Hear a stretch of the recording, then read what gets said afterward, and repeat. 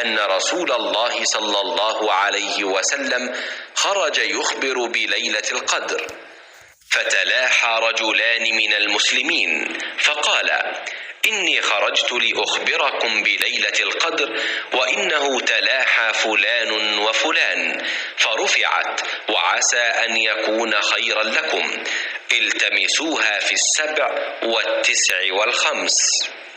हज़रत सल्लल्लाहु अलैहि वसल्लम अपने हुजरे से निकले, लोगों को शब कद्र बताना चाहते थे वो कौन सी रात है।